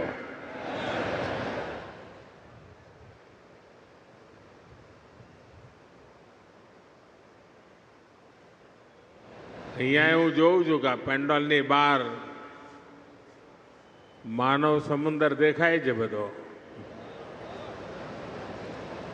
इतनी बड़ी संख्या में आप सब आशीर्वाद देने आए, मैं आपका बहुत बहुत आभारी हूं। साथियों, ये कार्यक्रम तो भावनगर में हो रहा है, लेकिन ये कार्यक्रम पूरे हिंदुस्तान का है। आज भावनगर निमित्त है और पूरे भारत में समुद्र से समृद्धि की ओर जाने की हमारी दिशा क्या है, उसके लिए आज इस महत्वपूर्ण कार्यक्रम का केंद्र भावनगर चुना गया है। गुजरात के लोगों को, भावनगर के लोगों को बहुत बहुत बधाई। साथियों, अभी 17 सितंबर को आप सबने अपने नरेंद्र भाई को जो शुभकामनाएं भेजी हैं, देश और दुनिया से जो शुभकामनाएं मुझे मिली हैं, व्यक्तिगत तौर पर सबका धन्यवाद करना संभव नहीं है, लेकिन भारत के कोने कोने से और विश्व भर से ये जो प्यार मिला है, ये जो आशीर्वाद मिले हैं, ये मेरी बहुत बड़ी संपत्ति है, ये मेरी बहुत बड़ी ताकत है। और इसलिए सार्वजनिक रूप से मैं आज देश और दुनिया के सभी महानुभावों का हृदय से आभार व्यक्त करता हूं। यहाँ एक बेटी कोई चित्र बना करके ले आई है, वहाँ एक बेटा लेकर के आया है। जरा इसको कलेक्ट कर लीजिए भाई। इन बच्चों को मेरा बहुत बहुत आशीर्वाद। Thank you. जो लोग लाए हैं, मैं आपके प्यार के लिए मैं आपका आभारी हूँ। आपने इतनी मेहनत की, धन्यवाद जी, धन्यवाद बेटा। थैंक यू दोस्त। साथियों, विश्वकर्मा जयंती से लेकर गांधी जयंती तक, यानी 17 सितंबर से 2 अक्टूबर तक पूरे देश में लाखों लोग सेवा पखवाड़ा मना रहे हैं। मुझे बताया गया है कि गुजरात में भी अभी तो 15 दिन का सेवा पखवाड़ा है, लेकिन पिछले 2-3 दिनों में सेवा पखवाड़े के दौरान बहुत से कार्य हुए। सैकड़ों जगह पर ब्लड डोनेशन कैंप लगे और इनमें 1 लाख लोग अब तक ब्लड डोनेट कर चुके हैं। ये सिर्फ मुझे जो गुजरात की जानकारी मिली वो बता रहा हूं मैं। अनेक शहरों में सफाई अभियान चलाए गए। लाखों लोग इन सफाई अभियानों में भी साथ आए। राज्य में 30,000 से ज्यादा जगहों पर, यह आंकड़ा बहुत बड़ा है, हेल्थ कैंप लगाए हैं, जहां लोगों को जांच और उपचार की मदद की जा रही है। खास करके महिलाओं के स्वास्थ्य को केंद्र में रखा गया है। देश भर में सेवा कार्यों से जुड़े हर किसी का मैं अभिनंदन करता हूं, उनका आभार व्यक्त करता हूं। साथियों, आज इस आयोजन में मैं सबसे पहले कृष्ण कुमार सिंह जी का पुण्य स्मरण करता हूं। सरदार साहब के मिशन से जुड़ते हुए उन्होंने भारत की एकता के लिए बहुत बड़ा योगदान दिया। आज ऐसे ही महान देशभक्तों की प्रेरणा से हम भारत की एकता को मजबूत कर रहे हैं। एक भारत श्रेष्ठ भारत की भावना को मजबूत कर रहे हैं। साथियों, आज मैं ऐसे समय में भावनगर आया हूं जब नवरात्र का पावन पर्व शुरू होने वाला है।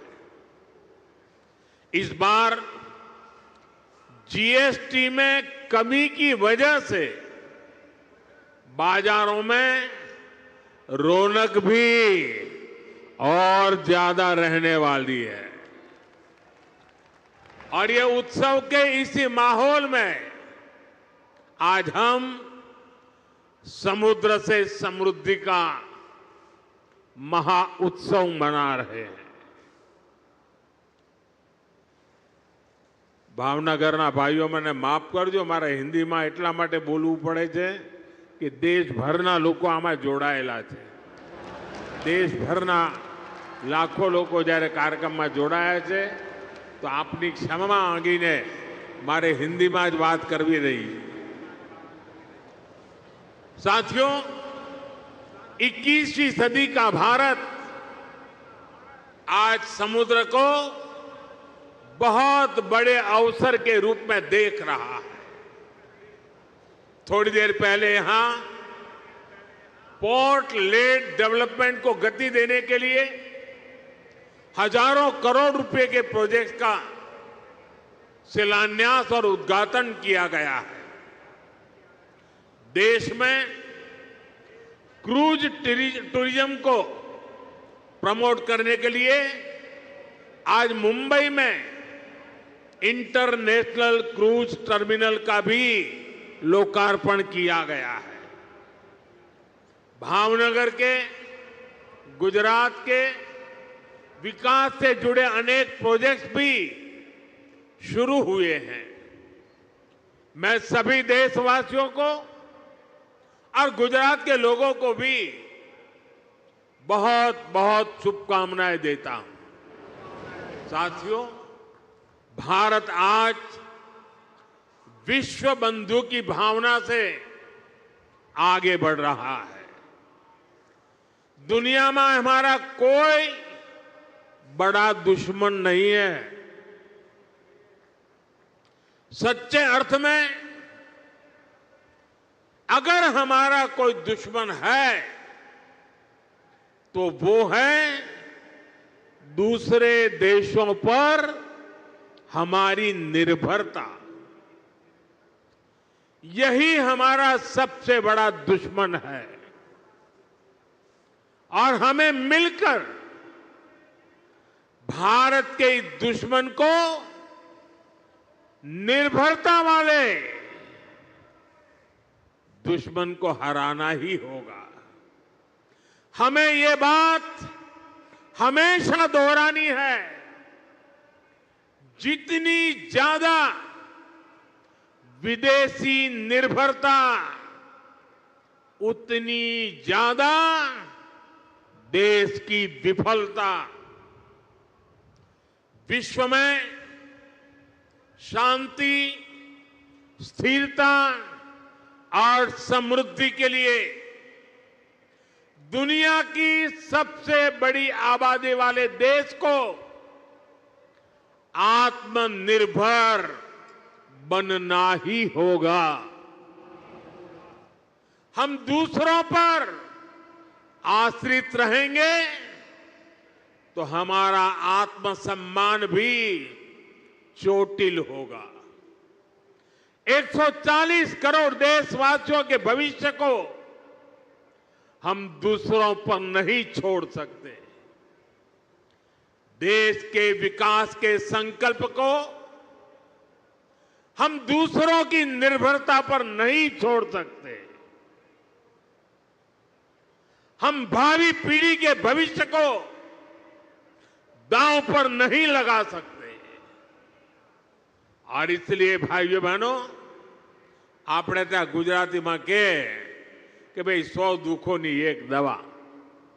100 दुखों की एक ही दवाई है और वो है आत्मनिर्भर भारत. आत्मनिर्भर भारत. लेकिन इसके लिए हमें चुनौतियों से टकराना होगा. हमें दूसरे देशों पर अपनी निर्भरता लगातार कम करते जाना होगा और अब भारत को आत्मनिर्भर बनकर दुनिया के सामने मजबूती के साथ खड़ा होना ही होगा. भाइयों और बहनों, भारत में सामर्थ्य की कोई कमी नहीं है. लेकिन आजादी के बाद कांग्रेस ने भारत के हर सामर्थ्य को नजरअंदाज किया। इसलिए आजादी के 6-7 दशकों बाद भी भारत वो सफलता हासिल नहीं कर पाया जिसके हम हकदार थे। इसके 2 बड़े कारण रहे। लंबे समय तक कांग्रेस सरकार ने देश को लाइसेंस कोटा राज में उलझाए रखा, दुनिया के बाजार से अलग थलग रखा, और फिर जब ग्लोबलाइजेशन का दौर आया तो सिर्फ इंपोर्ट का ही रास्ता पकड़ लिया गया, और उसमें भी हजारों लाखों करोड़ों के घोटाले कर दिए गए। कांग्रेस सरकारों की नीतियों ने देश के नौजवानों का बहुत नुकसान किया। इन नीतियों ने भारत की असली ताकत को सामने आने से रोक दिया। साथियों, देश का कितना नुकसान हुआ है, इसका एक बहुत बड़ा उदाहरण हमारा शिपिंग सेक्टर है। आप भी जानते हैं कि भारत सदियों से दुनिया की एक बड़ी समुद्री ताकत था। हम दुनिया में शिप बिल्डिंग के सबसे बड़े सेंटर हुआ करते थे। भारत के तटीय राज्यों में बने जहाज देश और दुनिया के व्यापार कारोबार को गति देते थे। यहां तक कि आज से 50 साल पहले तक भी हम भारत में बने जहाजों का उपयोग करते थे। उस दौर में भारत का 40% से अधिक इंपोर्ट एक्सपोर्ट देश में ही बने जहाजों से होता था।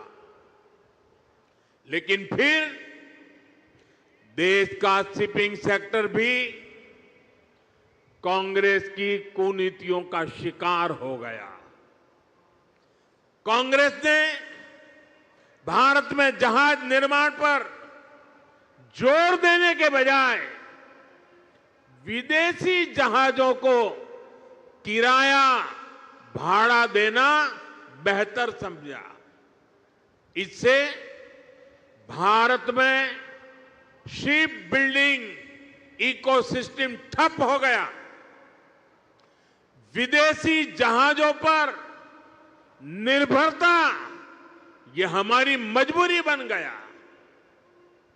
परिणाम यह हुआ कि 50 साल पहले जहां 40% व्यापार भारतीय जहाजों पर होता था, वो हिस्सा घटकर सिर्फ 5% रह गया।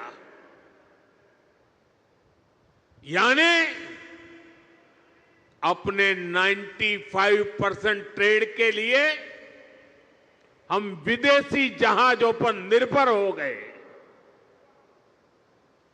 विदेशी जहाजों पर इस निर्भरता का हमें बहुत बड़ा नुकसान उठाना पड़ा।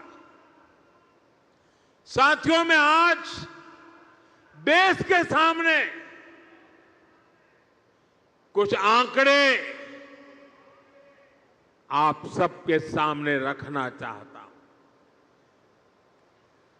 देशवासी ये जानकर हैरान रह जाएंगे कि आज भारत हर साल करीब $75 बिलियन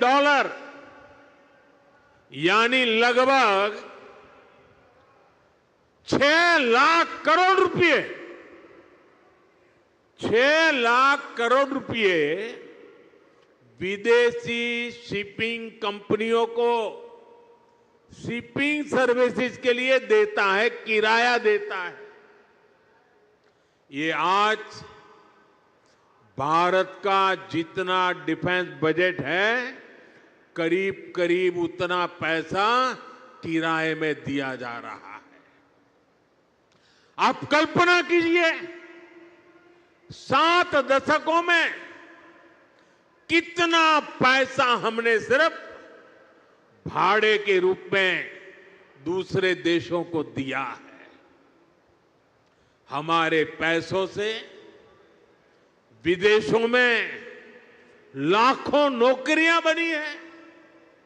सोचिए, इतने सारे पैसे का अगर एक छोटा सा हिस्सा भी अगर पहले की सरकारें अपनी शिपिंग इंडस्ट्री पर लगाती तो आज दुनिया हमारे जहाज इस्तेमाल कर रही होती, हमें लाखों करोड़ रुपए शिपिंग सर्विसेज के रूप में मिल रहे होते और हमारे बच जाते वो तो अलग। साथियों, भारत को अगर 2047 जब देश की आजादी के 100 साल होंगे, 2047 तक विकसित होना है, तो भारत को आत्मनिर्भर होना ही होगा। आत्मनिर्भर होने के अलावा भारत के पास कोई विकल्प नहीं है। 140 करोड़ देशवासियों का एक ही संकल्प होना चाहिए, चीप हो या शिप, हमें भारत में ही बनाने होंगे।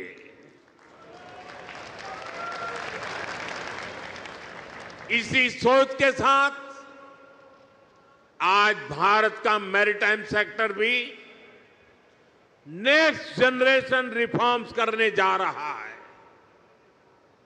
आज से देश के हर मेजर पोर्ट को भांति भांति के डॉक्यूमेंट से, अलग अलग प्रोसेस से मुक्ति मिलेगी। वन नेशन वन डॉक्यूमेंट और one nation one port process अब व्यापार कारोबार को और सरल करने वाली है। हाल में ही जैसे हमारे मंत्री जी सर्बानंद सोनोवाल जी ने बताया, मॉनसून सेशन के दौरान पार्लियामेंट में हमने ऐसे अनेक पुराने कानूनों को बदला है जो अंग्रेजों के जमाने से चले आ रहे थे। हमने मैरीटाइम सेक्टर में अनेक रिफॉर्म करने का सिलसिला शुरू किया है। हमारी सरकार ने 5 मैरीटाइम कानूनों को नए अवतार में देश के सामने रखा है।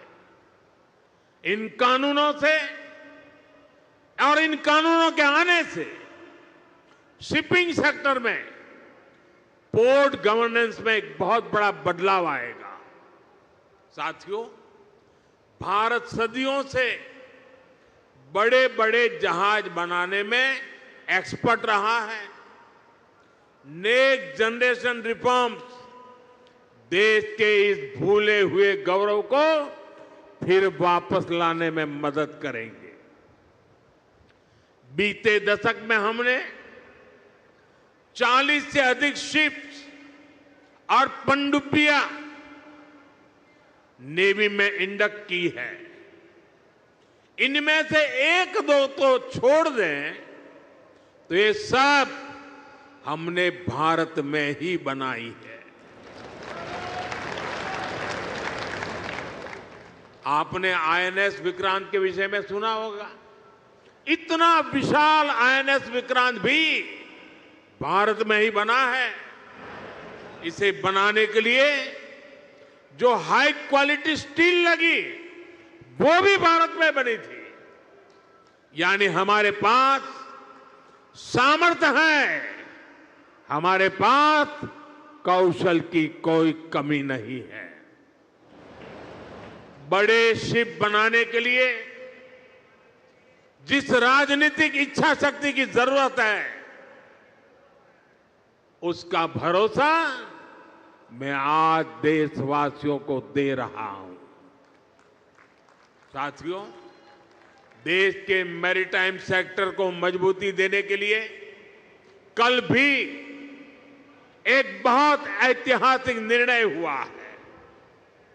हमने देश की पॉलिसी में एक बड़ा बदलाव किया है। अब सरकार ने बड़े जहाजों को इंफ्रास्ट्रक्चर के रूप में मान्यता दी है। जब किसी सेक्टर को इंफ्रास्ट्रक्चर के रूप में मान्यता मिलती है तो उसे बहुत फायदा होता है। अब बड़े शिप बनाने वाली कंपनियों को बैंकों से लोन मिलने में आसानी होगी, उन्हें ब्याज दर में भी छूट मिलेगी। इंफ्रास्ट्रक्चर फाइनेंसिंग के जितने भी और लाभ होते हैं वो सारे के सारे इन जहाज बनाने वाली कंपनियों को भी मिलेंगे। सरकार के इस निर्णय से भारतीय शिपिंग कंपनियों पर पड़ने वाला बोझ कम होगा, उन्हें ग्लोबल कंपटीशन में आगे आने में मदद मिलेगी। साथियों, भारत को दुनिया की एक बड़ी समुद्री शक्ति बनाने के लिए 3 और बड़ी स्कीम्स पर भारत सरकार काम कर रही है। इन 3 योजनाओं से शिप बिल्डिंग सेक्टर को आर्थिक मदद मिलने में आसानी होगी। हमारे शिपयार्ड्स को मॉडर्न टेक्नोलॉजी अपनाने में मदद होगी और डिजाइन और क्वालिटी सुधारने में भी बहुत मदद मिलने वाली है। इन पर आने वाले वर्षों में 70,000 करोड़ रुपए से ज्यादा खर्च किए जाएंगे। साथियों, मुझे याद है साल 2007 में जब मैं यहां मुख्यमंत्री के रूप में आपकी सेवा कर रहा था, तब शिप बिल्डिंग के अवसरों को लेकर एक बहुत बड़ा सेमिनार गुजरात ने आयोजित किया था। उसी दौरान ही गुजरात में हमने शिप बिल्डिंग इकोसिस्टम को सपोर्ट दिया था। अब हम देश भर में शिप बिल्डिंग के लिए व्यापक कदम उठा रहे हैं। यहां मौजूद एक्सपर्ट जानते हैं कि शिप बिल्डिंग कोई साधारण इंडस्ट्री नहीं है। शिप बिल्डिंग इंडस्ट्री को पूरी दुनिया में mother of all industries, mother of all industries की जननी कहा जाता है, उद्योगों की जननी कहा जाता है, क्योंकि इसमें सिर्फ एक जहाज ही नहीं बनता, उसके साथ जो उद्योग जुड़े होते हैं उनका विस्तार होता है। Steel, machinery, electronics, textile, paints, IT system, ऐसे अनेक उद्योगों को शिपिंग इंडस्ट्री से सपोर्ट मिलता है। इससे छोटे और लघु उद्योगों को, एमएसएमईज को फायदा होता है।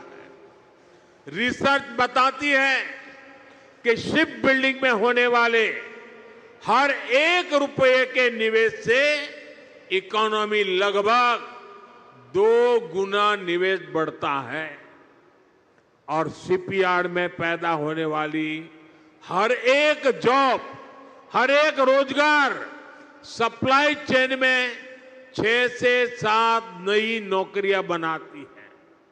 मतलब अगर शिप बिल्डिंग इंडस्ट्री में 100 नौकरियां बनती हैं तो इससे जुड़े दूसरे सेक्टर्स में 600 से अधिक जॉब्स क्रिएट होती है। इतना बड़ा मल्टीप्लायर इफेक्ट शिप बिल्डिंग का होता है। साथियों, हम शिप बिल्डिंग के जरूरी स्किल सेट पर भी फोकस कर रहे हैं। इसमें हमारे आईटीआई काम आएगी, मैरीटाइम यूनिवर्सिटीज का रोल बढ़ेगा। बीते वर्षों में हमने कोस्टल एरिया में नेवी और एनसीसी के तालमेल से नई व्यवस्थाएं बनाई हैं। इन एनसीसी कैडेट्स को नेवी के साथ साथ कॉमर्शियल सेक्टर की भूमिकाओं के लिए भी तैयार किया जाएगा।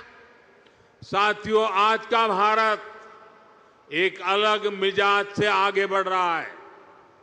हम जो लक्ष्य तय करते हैं उसे अब समय से पहले पूरा करके भी दिखाते हैं। सोलर सेक्टर में भारत अब अपने लक्ष्यों को 4-4, 5-5 साल पहले हासिल कर रहा है। पोर्ट लेड डेवलपमेंट को लेकर भी 11 साल पहले जो लक्ष्य हमने तय किए थे, भारत उनमें जबरदस्त सफलताएं हासिल कर रहा है। हम देश में बड़े बड़े जहाजों के लिए बड़े पोर्ट बना रहे हैं। सागर माला जैसी स्कीम से पोर्ट्स की कनेक्टिविटी को बढ़ा रहे हैं। साथियों, बीते 11 साल में भारत ने अपनी पोर्ट कैपेसिटी दोगुनी कर ली है। 2014 से पहले भारत में शिप टर्न अराउंड टाइम औसतन 2 दिन होता था। अब आज भारत में शिप टर्न अराउंड टाइम 1 दिन से भी कम हो गया है। हम देश में नए और बड़े पोर्ट्स का निर्माण भी कर रहे हैं। हाल में ही केरला में देश का पहला deep water container transshipment port शुरू किया है। 75,000 करोड़ से ज्यादा की लागत से महाराष्ट्र में वाढवण पोर्ट बन रहा है। ये दुनिया के टॉप 10 पोर्ट्स में से एक होगा। साथियों, आज समुद्री रास्ते से होने वाले ट्रेड में भारत का हिस्सा सिर्फ 10% है। हमें इसे और बढ़ाना है। हम 2047 तक दुनिया के समुद्री व्यापार में अपनी हिस्सेदारी को लगभग 3 गुना तक बढ़ाना चाहते हैं और ये हम करके दिखाएंगे। साथियों, जैसे जैसे हमारा समुद्री व्यापार बढ़ रहा है तो हमारे समुद्री नाविकों यानी सी फेरर्स की संख्या भी बढ़ रही है। ये वो मेहनती प्रोफेशनल्स हैं जो समंदर में जहाज चलाते हैं, इंजन और मशीनरी संभालते हैं, लोडिंग अनलोडिंग का काम देखते हैं। 1 दशक पहले हमारे यहां सी फेरर्स से 1.25 लाख से भी कम थे, लेकिन आज इनकी संख्या 3 लाख के पार पहुंच चुकी है। आज भारत दुनिया के टॉप 3 देशों में आ गया है जो सबसे ज्यादा सी फेरर दुनिया को उपलब्ध कराता है और इससे भारत के नौजवानों को रोजगार के अवसर बढ़ते हैं। यानी भारत की बढ़ती शिप इंडस्ट्री दुनिया की ताकत भी बढ़ा रही है।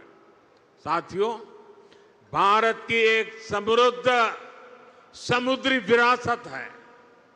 हमारे मछुआरे, हमारे प्राचीन पोर्ट सिटी इस धरोहर के प्रतीक है। हमारा ये भावनगर, ये सौराष्ट्र इसका एक बहुत बड़ा उदाहरण है। इस विरासत को हमें भविष्य की पीढ़ी तक पहुंचाना है, दुनिया को हमारा सामर्थ्य दिखाना है और इसलिए लोथल में हम एक शानदार मैरीटाइम म्यूजियम बना रहे हैं और ये भी दुनिया का सबसे बड़ा मैरीटाइम म्यूजियम बनेगा। स्टैच्यू ऑफ यूनिटी की तरह भी ये भारत की नई पहचान बनेगा। थोड़ी देर बाद मैं आज वहां भी जा रहा हूं।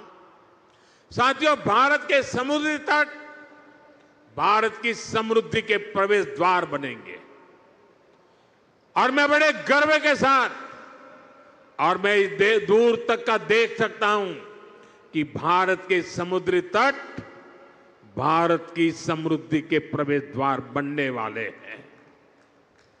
मुझे खुशी है कि गुजरात की एक कोस्टलाइन भी एक बार फिर यहां के लिए वरदान बन रही है। आज ये पूरा क्षेत्र देश को पोर्ट लेड डेवलपमेंट का नया रास्ता दिखा रहा है। आज देश में समंदर के रास्ते जितना कार्गो आता है उसका 40% गुजरात के पोर्ट्स हैंडल करते हैं। अब इन पोर्ट्स को डेडिकेटेड फ्रेट कॉरिडोर का भी फायदा मिलने वाला है। इससे देश के दूसरे हिस्सों तक तेजी से सामान पहुंचाना आसान होगा। इससे पोर्ट्स की एफिशिएंसी भी और अधिक बढ़ेगी। साथियों, यहां शिप ब्रेकिंग का भी एक बड़ा इकोसिस्टम बन रहा है। अलंका शिप ब्रेकिंग यार्ड इसका शानदार उदाहरण है। इससे भी यहां बड़ी संख्या में नौजवानों को रोजगार मिल रहा है। साथियों, विकसित भारत के लिए हमें हर क्षेत्र में, हर सेक्टर में तेजी से काम करना है और हम सब जानते हैं कि विकसित भारत का रास्ता आत्मनिर्भर भारत से होकर जाता है। इसलिए हमें याद रखना है, हम जो भी खरीदें वो स्वदेशी हो, हम जो भी बेचें वो स्वदेशी हो। मैं सभी दुकानदार साथियों से कहूंगा, आप अपनी दुकानों पर एक पोस्टर लगाएं जिसमें लिखा हो, गर्व से कहो ये स्वदेशी है। हमारा ये प्रयास हमारे हर उत्सव को तो भारत की समृद्धि का महोत्सव बना देगा। इसी भावना के साथ आप सभी को नवरात्रि की एक बार फिर से शुभकामनाएं देता हूं। एक छोटा बालक चित्र बना करके लाया है, कब से खड़ा है, उसके हाथ दुखते होंगे। कोई जरा इसको कलेक्ट करे, छोटा सा बालक है। शाबाश बेटे।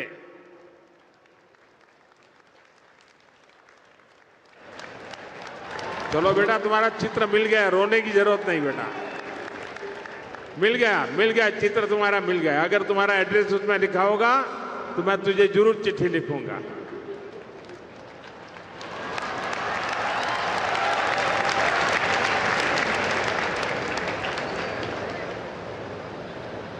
साथियों, ये छोटे छोटे बच्चों का प्यार, इससे बड़ी जीवन की पूंजी क्या हो सकती है।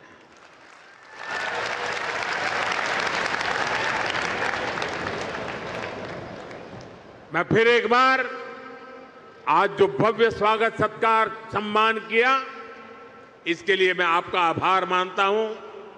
और मुझे मालूम है, जब ऑपरेशन सिंदूर हुआ तो पूरा भावनगर मैदान में था। आपका मिजाज का मुझे पता है। मैं इसके लिए भी आपका बहुत बहुत आभार व्यक्त करता हूं।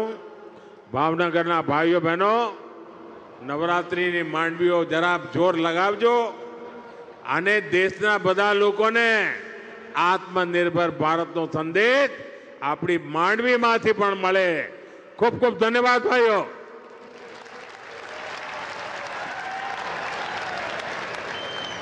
माननीय प्रधानमंत्री जी, आपके प्रेरणादायी शब्दों और इस ऐतिहासिक अवसर पर आपकी उपस्थिति एवं देश के लिए विकास लक्ष्य भेंट के लिए आपका भी हम बहुत बहुत धन्यवाद करते हैं। भावनगर में आपनी गरिमामय उपस्थिति અમારે માટે ગૌરવની ક્ષણ છે અને ભવિષ્યમાં પણ આપનું સ્વાગત કરવા અમે અતિ આતુર રહીશું। જરૂરથી ફરી પધારજો। એક સાથે એક સુરમાં કહીશું, ભારત માતા की। धन्यवाद। जय हिंद, जय जय गरवी गुजरात।